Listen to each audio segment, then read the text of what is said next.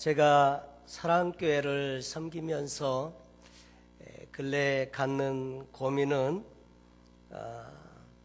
우리 사랑교회에 속한 모든 성도님들이 다 정말 하나님 나라에 가서 천국에 들어갈 수 있을까? 또 이 사랑교회가 과연 하나님께서 기뻐하시는 교회로 하나님께서 인정하시는 교회인가 하는 것이죠. 또 저 자신도 저 자신을 돌아보면서 나는 과연 하나님께서 원하시는 그런 사역자인가, 그리고 정말 하나님께서 원하시는 사역을 하고 있는가, 이런 갈등들을 하고 있습니다. 오래전에 후안 카를로스 오르티즈 목사님이라고 하는 분이 제자입니까? 라는 책을 써서 유명해지셨습니다. 그는 잘나가는 목회자였지만 자신의 성공이 진실로 하나님이 기뻐하시는 성공이 아니라는 것을 알게 되었습니다. 이 목사님은 아르헨티나에서 대도시에서 꽤 큰 교회를 담임하고 있었는데 어느 날 자기의 목회를 진지하게 평가를 해보니까 정말 마음에 여러 가지 많은 불편한 진실들을 알게 됩니다. 교회를 개척해서 수천 명이 모이는 대형 교회로 부흥을 하게 되었음에도 불구하고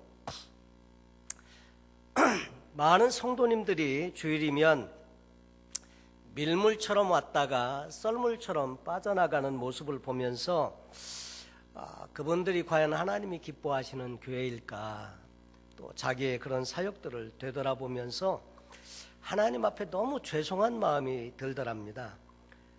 예배당 자리가 비좁아서 정말 다른 의자들을 또 놓고 사람들로 꽉 차지만 정말 주님이 찾으시는 제자들이 얼마나 될까, 이런 고민을 하다가 보니까 마음에 부끄러워서 사임을 하게 됩니다. 그리고 그 마음을 책으로 옮기기 시작했는데 그 책 제목이 제자입니까? 라는 책이었죠. 진짜 주님이 말씀하시는 제자를 삼는 사역이 아니라 인간적인 방법, 또 프로그램, 그런 사역들을 통해서 성령님이 없어도 그냥 돌아가는 그런 교회로 성장을 했는데 하나님이 기뻐하시는 교회일까 생각을 하니까 너무 죄송했더라는 그런 이야기입니다. 그래서 그 책의 내용은 자신의 사역에 대한 회개와 반성의 내용을 담고 있는데, 그때 그 책이 나왔을 때 전 세계 목회자들과 교인들에게 많은 반향을 일으켰고 적지 않은 충격을 안겨주었던 그런 책이었습니다. 그 내용을 정리해 보면 특별히 내가복음이라는 이야기를 합니다. 우리가 그 성경을 보면서 나에게 도움이 되고 은혜가 되는 데는 막 밑줄도 긋고 그 다음에 하이라이트도 하고 막 그러면서 암송도 하곤 하는데, 정말 하나님께서 주시는 다른 말씀은 소홀히 하고, 그래서 모든 성경을 풀어낼 때 이것이 자기중심적인 관점에서 성경을 보다 보니까 그런 말씀들만 모아놓은 것을 내가복음이라고 이렇게 이야기를 하면서 너무나 세상적인 가치관을 추구하고 있는 교회와 성도들의 모습을 그렇게 반성하는 의미에서 적어놓은 것을 본 적이 있습니다. 그리고 또 한 가지로는 군중과 교회라는 이야기를 하는데, 이것은 숫자에 많고 적음을 떠나서 살아가는 삶의 방식에 있어서 군중과 제자는 큰 차이가 나더라 하는 것입니다. 군중은 눈앞의 유익을 위해서 몰려드는 사람들인데, 제자는 자신들에게 가르쳐준 그 스승의 가르침을 따라서 어떻게 하든지 삶으로 실천하고 그 내용을 누군가에게 다시 전수할 수 있는 그런 삶을 위해서 노력하는 그런 사람이었다고 하는 거죠. 때로는 예수 믿는 것 때문에 핍박도 당하고 죽임도 당하고 어려움을 당하고, 그럼에도 불구하고 이 불이익을 감수하면서 어떻게 해서든지 예수를 따르고자 하는 사람들이 세계 곳곳에 많이 있습니다. 초대교회도 그랬고 요즘도 공산권이나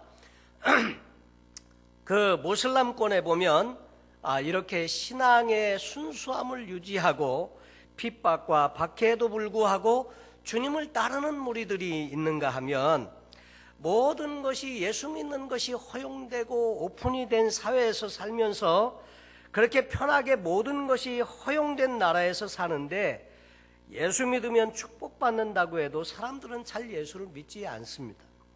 그리고 믿는 사람들도 보면 신앙이 너무 유약하고, 그래서 자주 시험에 들고 넘어지고, 그리고 모든 그 신앙의 행위에 열심이 없고 그런 경향들이 많다는 거죠. 주님을 위해서 희생하고 헌신하는 것이 왜 그렇게 힘이 없고 유약하고 나약한가 하는 거죠. 그러면 이 둘 사이에는 무슨 차이가 있나? 군중과 제자의 사이에, 예수님 사역할 때도 언제나 군중들이 많이 예수님을 따라다녔습니다. 그러나 수많은 군중들이 예수님에 따라다닌 그 이유도 보면 다양했습니다. 많은 경우에 병고침을 받기 위해서 사람들이 왔고요, 그리고 예수님의 훌륭한 가르침에 매혹이 되어서 그 가르침을 듣기 위해서 온 사람들도 있고, 어떤 사람은 예수님의 기적을 보면서 그 모습에 반해서 따라다닌 사람들도 있습니다. 그런데 하여튼 예수님을 따라다닌 수많은 많은 사람들을 보통은 성경에 무리라고, 크라우드라고 이렇게 표현이 되어져 있죠. 그리고 소수의 사람들을 향해서 제자라고 예수님은 설명을 하고 있습니다. 그러면 무리와 제자들에게 있어서 공통점은 무엇이고 다른 점은 무엇인가? 공통점은 이들에게도 열심이 있었더라 하는 거죠. 보리떡 5개와 물고기 2마리로 5,000명을 먹인 이후에 사람들이 그 다음 날 예수님을 또 찾아옵니다. 다음 날 찾아왔는데 예수님이 처음에 산으로 올라가는 것을 보시고 아직 거기에 계신 줄로 왔고, 제자들은 이미 배를 타고 건너갔고요. 근데 예수님이 계시지 않는다는 것을 알고 나서 이제 제자들에게 수소문을 해보니까 그 건너편 이제 가버나움으로 간 것을 알았습니다. 그래서 성경 요한복음 6장 24절에 보니까 무리가 거기서 예수도 안 계시고 제자들도 없음을 보고 곧 배들을 타고 예수를 찾으러 가버나움으로 가서 그랬습니다. 그들에게도 역시 열심은 있었는데, 그런데 차이점은 뭐냐면 예수님을 찾는 데는 열심이었는데 동기가 달랐다고 하는 것입니다. 다시 말해서 예수님은 요한복음 6장 26절에 예수께서 대답하여 이르시되 내가 진실로 진실로 너에게 이르노니 너희가 나를 찾는 것은 표적을 본 까닭이 아니요 떡을 먹고 배부른 까닭이로다 그랬습니다. 근데 우리가 밥을 먹어서 배부를 때 배부르다는 말을 쓰는데, 헬라어에서는 사람이 배부를 때와 짐승이 배부를 때 쓰는 단어가 다르대요. 그런데 오늘 여기서 너희가 나를 찾은 이유는 표적을 본 까닭이 아니요 떡을 먹고 배부른 까닭이로다. 이때 배부르다는 단어는 사람에게 쓰는 말이 아니고 동물이 배부를 때 사용하는 단어를 썼더라 하는 거죠. 다시 말해서 무리들이 예수님을 열심히 따라다니기는 했지만 그들은 육체적인 본능을 만족시키는 일을 위해서 예수님을 찾았다고 하는 것입니다. 오병이의 큰 기적을 체험하면서 그 놀라운 기적의 현장에 있으면서 사람들은 그 오병이어로 5,000명을 먹인 데만 포커스했지, 그 이적을 베푸신 분이 누구인가에 대해서는 전혀 포커스하지 못하는 모습들을 예수님께서 책망하고 있는 것이죠. 열심의 동기와 목적이 잘못되었음을 지적하고 있습니다. 우리도 때때로 신앙생활에 열심을 낼 수 있는데 이 열심이 과연 무엇을 위한 동기인가, 이런 것들은 우리가 한번 점검해 볼 필요가 있다는 생각도 하게 됩니다. 또 무리의 열심은 대단했지만 대신에 그 열심에 대한 열매가 없었더라 하는 거죠. 그래서 예수님은 요한복음에서 이렇게 말씀하십니다. 썩을 양식을 위하여 일하지 말고 영생하도록 있는 양식을 위해서 해라. 그들이 열심히 찾던 대상이 예수님인 것 같았는데 실제는 썩는 양식, 그 떡 먹은 것 때문에, 그것 때문에 찾아왔더라 하는 거죠. 그래서 예수님은 영생하도록 있는 양식, 이것을 위해서 일해라. 요즘 유행하는 신학 중에 하나가 번영신학이라고 하는 말을 합니다. 그래서 예수 믿으면 모든 것이 다 잘되고 형통하고 물론 복 받는 게 당연하죠. 그런데 그 예수 믿는 근본적인 동기는 그게 아니다고 하는 거죠. 예수님을 믿을 때 우리는 하나님 나라의 자녀가 되고 구원을 받을 뿐만 아니라 또 예수를 믿은 이후에는 그분을 따르는 제자로서의 삶을 살아가는데, 만약에 번영신학이 옳다고 하면요, 예수님의 제자들은 다 실패한 제자들이라는 거예요. 하나같이 고생하고 안 되고 안 풀리고 순교하고 죽고 다 그랬으니까요. 그런데 여러분, 예수님은 가장 가치 있는 삶이라고 하는 것은 썩어 없어지는 것이 아니라 영원한 가치를 추구하라고 말씀을 하시면서, 그래서 영생하는 것들을 위해서 일하라고 당부를 하고 있는 것이죠. 근데 예수님은 그러면 이렇게 말씀하세요. 하나님께서 보내신 나를 믿는 것이 영생을 얻는 길이라고 말씀하시면서, 믿는 일이 곧 이 일이 하나님 일이다, 이렇게 가르쳐 주시기도 합니다. 근데 예수님을 열심히 따라온 이 무리는 예수님을 믿을 수 있는 기적, 즉 표적을 다시 보여달라고 요청을 하죠. 그러면서 이렇게 말합니다. 그러면 우리가 보고 당신을 믿도록 행하시는 표적이 무엇이니까 하시는 일이 무엇입니까? 이미 다 보여주었음에도 불구하고 또 자꾸 요구를 하는 것을 보게 됩니다. 이런 부분들이 동기가 제자들과 좀 많이 다르더라 하는 거죠. 그들의 최고의 관심은 영생이 아니고 이 땅에서 잠시 누리는 그런 이게 보이는 것들에게 있었더라 하는 거죠. 가장 가치 있고 귀중한 보물이신 예수님을 앞에 두고 이야기를 하면서도 여전히 관심이 거기에 있지 못합니다. 그 제자들은 보면 이 땅에서 여러 가지 고생도 있고 핍박도 있고 많은 반대도 있지만 그래도 영원한 가치이신 예수님을 알게 되었고, 그래서 그분을 쫓아가는 일을 위해서 자기의 생애를 걸더라 하는 거죠. 우리는 다음과 같은 질문을 우리 자신에게 던져볼 필요가 있다고 생각합니다. 저도 이 질문을 자꾸 마음에 되새기게 되었는데, 나는 무리에 속한 사람인가 아니면 제자에 속한 사람인가? 나는 육체적인 본능을 충족시키기 위해서 그렇게 열심히 예수님을 따라다니고 있는가, 아니면 고난을 당한다고 할지라도 사라지지 않는 영원한 가치를 추구하고 있는가?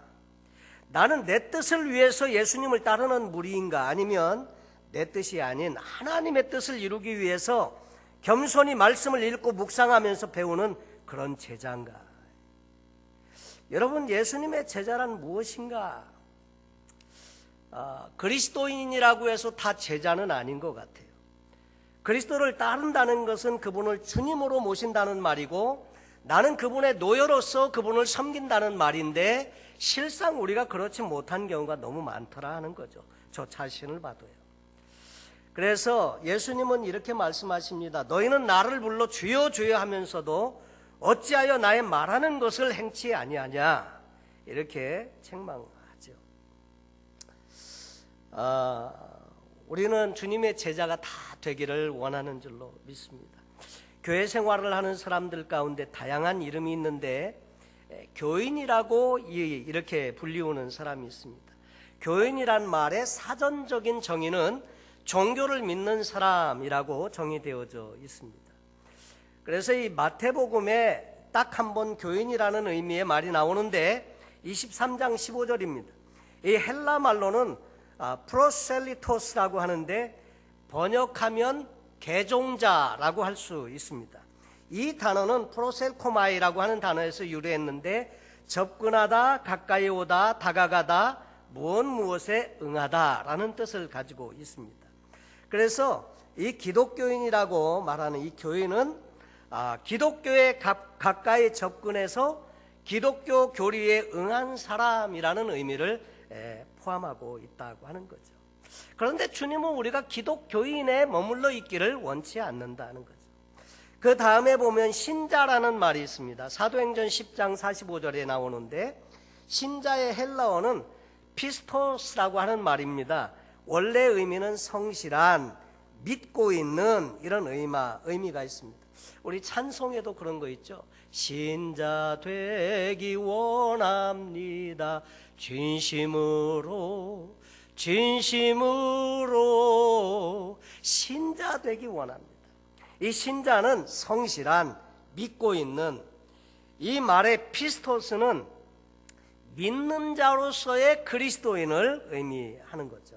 그리스도인으로서의 신자, 예수 그리스도가 하나님의 아들이심을 믿고 그분이 나를 위해서 십자가에 죽으셔서 내 죄가 사해졌음을 믿고 그분이 부활하셨을 뿐만 아니라 심판주로 오실 것을 믿는 그런 신앙을 갖고 있는 신자, 교인보다는 좀 더 주님 앞에 가까이 다가와 있는 그런 사람이라고 할 수 있습니다.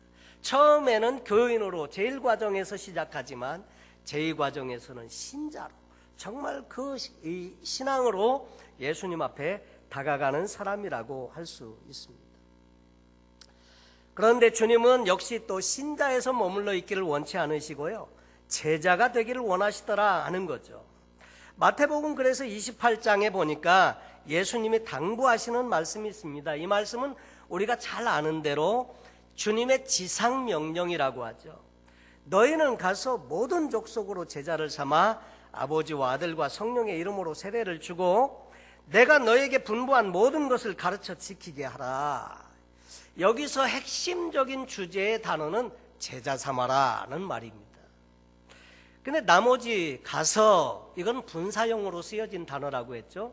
가면서, 세례를 주면서, 가르쳐 지키게 하면서 결국은 제자 삼아라 하는 건데, 제자라는 말의 헬라어는 마데테스인데 배우다라는 뜻의 만다노에서 유래한 배우는 사람, 그런 뜻이 있습니다. 지성으로 배우고 모방해서 따르는 사람이 제자라고 하는 것이죠. 우리의 선생이 있습니다. 그 선생은 바로 예수님이신데, 요한복음 13장 14절에 내가 주와 선생이 되어 너희 발을 씻겼으니 너희도 서로 발을 씻기는 것이 옳으니라. 예수님께서 내가 주와 선생이 되어서 너희에게 가르쳤다 이 말이죠. 그러니까 너희도 서로 발을 씻기면서 내 가르침대로 그렇게 살라, 이렇게 요청을 하고 있습니다. 다시 말해서 주님의 말씀을 따라서 행하고 그 삶을 모방하고 그 삶을 쫓아가는 사람이 제자라고 할 수 있습니다. 주님은 우리에게 좀 더 높은 수준을 요구합니다. 네가 높아지려고 하냐? 도리어 낮아져라. 섬김을 받기 원한다면 섬겨라. 상전이 되려면 먼저 종이 되고 대접을 받으려면 먼저 대접하라, 이렇게 가르치십니다.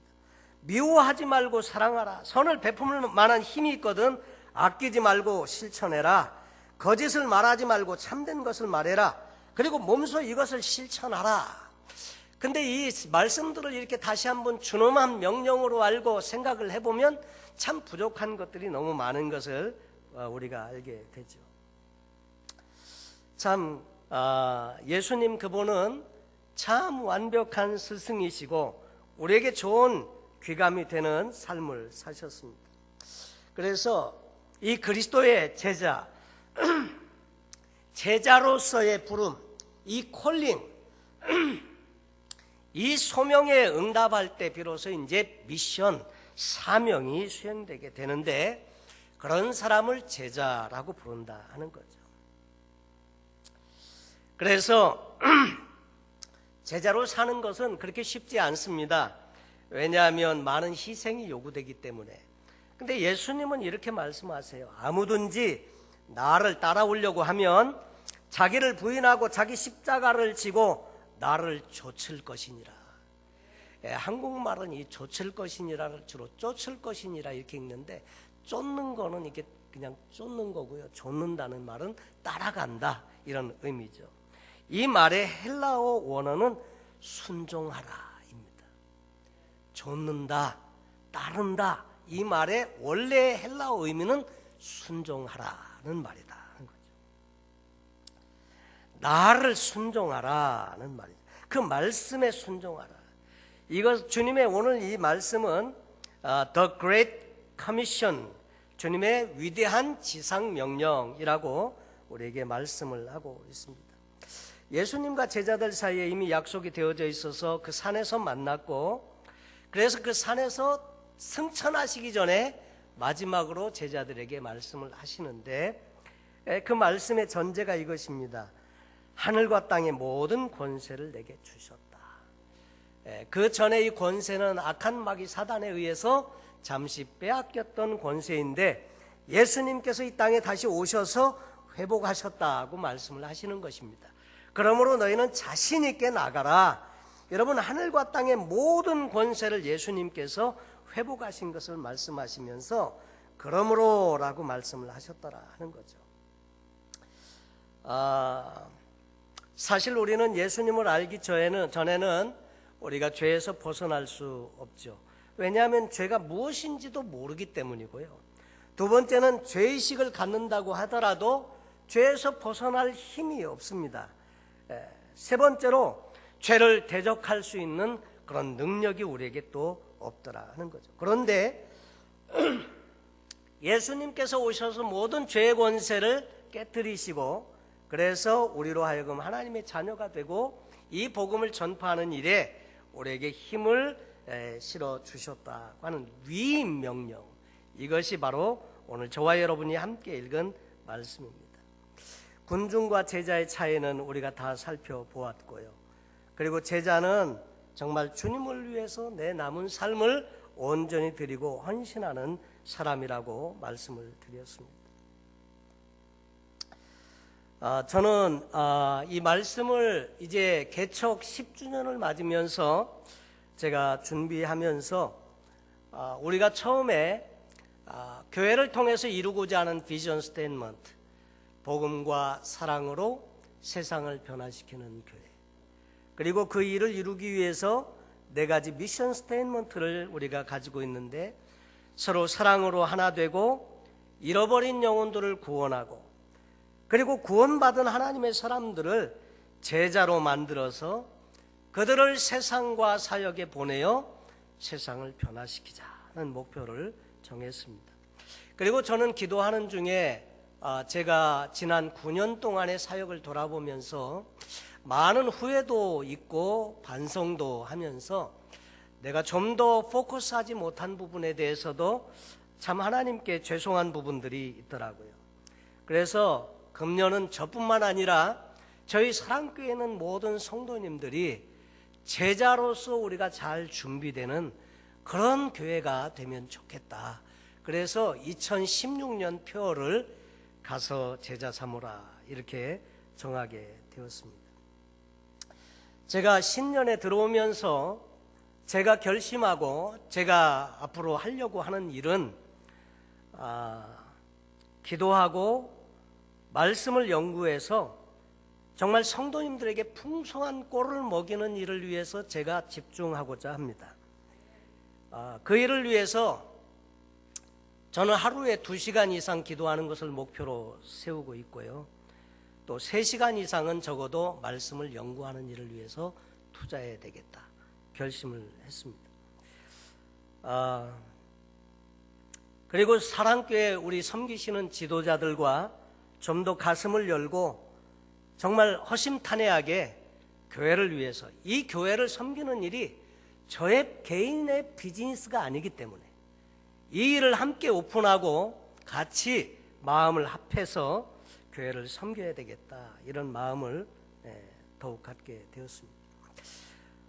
그래서 이 일을 위해서 저는 저대로 노력을 하고 하나님의 은혜를 구하고 이렇게 가겠지만 우리 여러분들께서도 도와주셔야 할 부분이 있습니다. 먼저 우리가 주님의 제자가 되기 위해서 말씀을 듣는 체계에서 행하는 체계로 바꿔야 되겠다는 결심을 함께 해주시면 좋겠습니다. 매 주일마다 말씀을 전할 때마다 이런 많은 갈등들이 있습니다. 많은 말씀들을 함께 나누기는 하는데 과연 그대로 실천을 하는 것일까? 이미 실천한 것으로 알고 또 다음 메시지를 전하지만 역시 가면서 잃어버리게 되고 일주일이 지나면 설교 제목조차도 잘 기억 못하는 그런 부분들이 참 우리에게 있지 않습니까? 그런데 좀 듣는 체계에서 하나라도 구체적으로 좀 적용을 하는, 실천하는 체계로 좀 신앙을 바꾸어 가야 되겠다, 이런 결심이 있으면 좋겠고요. 또 다른 한 가지는 저를 위해서 기도해 주십시오.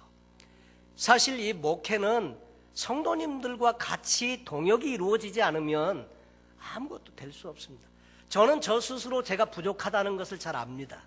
그러나 여러분들이 계시기 때문에 이때까지 왔고, 여러분들이 도와주시고 기도해 주시고 함께 해주시면 정말 하나님께서 기뻐하시는 교회로 한 번 더 업그레이드 될 줄로 저는 믿습니다. 그래서 저를 위해서 기도해 주시고 또 함께 아름다운 동역을 이루어 주시면 좋겠습니다. 그리고 복음을 함께 나누는 제자의 삶이 될 수 있도록 사랑방에서, 그리고 교회에서 성도님들을 함께 돌보는 일에 여러분 함께 힘써 주시면 좋겠습니다. 사실 주일날 이렇게 보면 저도 주일날은 여러 가지 생각으로 마음이 많이 분주하고 바빠서 깊은 교제가 사실 좀 어렵습니다. 그래서 교회 특별히 지도자들께서는 일찍 오셔서 성도님들도 만나시고 함께 교제도 하시고 또 그렇게 해서 섬겨주시면 참 좋겠습니다. 그리고 한 가지 더 당부드리고 싶은 것은 여러분 시간을 내주십시오. 사실 우리는 제자의 삶은요, 사실 이 땅에서의 잘되기를 원하는 삶이 아니고 하나님 나라에서 잘되기를 원하는 삶이 성도의 삶인데, 자기 성장을 위해서 여러분 꼭 시간을 들이시기 바랍니다. 우리도 성장하고 자라기 위해서는 시간의 헌신이 필요하거든요. 그래서 배우는 일에, 그리고 함께 하나님의 은혜를 나누는데 꼭 시간을 내십시오. 여러분 본인의 영적인 유익을 위해서, 그리고 다른 사람들과 복음을 나누는 일을 위해서 꼭 시간과 물질의 헌신이 필요합니다. 제자가 되고 또 제자 삼는 일을 위해서 여러분 고울을 정하십시오. 이 고울, 내 평생에 내가 죽기 전까지 내 삶의 모든 에너지를 투자하고 심어서 적어도 정말 나를 통해서 예수님을 사랑하는 제자 10명만 세우면 좋겠다, 이런 비전을 한번 세우시면 좋겠습니다. 여러분 몽골에 갔더니 예수 믿은 지 6개월인데 교회를 개척해서 그 사람들을 섬기는 사람이, 제가 그분을 보는데 그분은 그냥 이렇게 특별한 사람이 아니에요. 보통 여자고 아주 수수하고 털털한 시골 여자예요. 그분을 보면서 마음에 충격이 오더라고요. 어떤 사람은 예수 믿은 지 6개월밖에 안 되는데 교회를 세우고 막 그리스도의 복음을 전하는데, 우리는 수십 년 예수를 믿는데도 자기 신앙 하나 간수하기 어려워서 그렇게 살면 안 된다는 거죠. 여러분 수준을 높이십시오. 그래서 우리가 참, 저도 이런 생각을 합니다. 우리 인생이 참 빨리 흘러간다는 것을 이렇게 너무 절감을 하게 됩니다. 시간이 빨리 지나갑니다. 어제 장례식에 가서 그 고인의 사진을 이렇게 보면서 저분에게도 저런 시절이 있으셨네. 그런데 참 이렇게 다 보면은 그렇잖아요. 젊은 시절, 어린 시절 다 있었는데 금방 지나가요. 일장춘몽이라고 하죠. 밤에 한 경점같이 지나간다 이거죠. 자, 그런데 이렇게 빨리 지나가는 세월 속에서 우리가 언제까지 그냥 어린 신앙으로 살겠는가 하는 거죠. 여러분 성장을 위한 고를 정하시고요, 그 일을 위해서 전력 투구하시면 좋겠습니다. 꼭 여러분 생애에 내가 정말 하나님이 부르셔서 주님 나라에 갈 때, 내가 관에 누워있을 때 내가 복음을 전해서 세운 사람들이 적어도 10명이라도 그 앞에 앉아있을 수 있다면 분명히 큰 상급으로 하나님께서 허락해 주시는 귀한 영광의 면류관이 기다리고 있을 줄로 믿습니다. 그래서 정말 다시 한번 우리가 새해 맞으면서 새 마음, 새 결심으로 저희가 10주년 개척 주년 기념주일을 맞는다면 하나님께서 기뻐하시고 이 일을 통해서 우리의 삶의 전환점이 생길 수 있지 않겠나 생각이 됩니다. 인생을 살다 보면 중요한 시기에 전환점이라는 것이 있어서 그걸로 말미암아 인생이 완전히 판도가 바뀌는 경우가 많이 있지 않습니까? 지금까지는 여러분 괜찮습니다. 저도 마찬가지고요. 잘못한 거, 못한 거, 부족한 거 잊으시기 바랍니다. 그러나 이제부터 앞으로 새해는, 지금까지는 연습으로 살아왔다고 생각을 하시고 앞으로 저도 여러분도 정말 주님의 신실한 제자가 되고 정말 제자 삼는 일에 우리가 함께 올인하고 헌신하면서 그렇게 살아갈 때 사랑교회가 정말 이 샌디에고 지역에 좋은 영향력을 끼치는 교회가 되고 여러분의 신앙의 삶에 하나님께서 정말로 함께 하시는 신앙이 되어져서 여러분을 통해서 영광 받으시고 기뻐하실 수 있다면 저와 여러분은 성공한 삶이 분명히 될 줄로 믿습니다. 그래서 소원하기는 저도 한 가지로 여러분께 그동안 너무 최선을 다하지 못한 부분에 대해서 송구한 마음, 여러분의 용서를 구하고요. 저도 이제 새 마음으로 새롭게 하려고 합니다. 그래서 저를 위해서 기도해 주시고 여러분들도 같이 마음을 합하셔서 나도 제자가 되고 내 평생에 적어도 10명 나를 통해서 정말 제자 삼는 일을 내가 해야 되겠다. 꼭 그렇게 함께 헌신하실 수 있으면 좋겠습니다. 기도하겠습니다.